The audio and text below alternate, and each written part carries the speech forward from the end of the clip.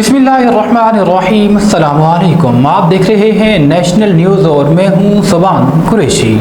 नारोवाल से नुमाइंदा मोहम्मद फारूक की रिपोर्ट के मुताबिक डी इंडस्ट्रीज मोहम्मद बिलाल की इंतजामिया को इजलास में ब्रीफिंग। 5 दिन के दौरान जिला भर में मिलावट, ज़ख़ीरा अंदोज़ी और मुनाफाखोरी करने वालों के खिलाफ प्राइस मजिस्ट्रेट्स की जानिब से 8 मई से 12 मई के दौरान 17,711 इंस्पेक्शंस की गई, जिनमें 77 दुकानदार खिलाफ वर्जी के मुर्तकिब पाए गए, जिन्हें मजमूई तौर पर 2,29,000 रुपये जुर्माना किया गया। 100 रुपये जुर्माना किया गया, जबकि 2 मुकदमा दर्ज करके 2 अफराद को गिरफ्तार किया गया और 1 दुकान सील की गई।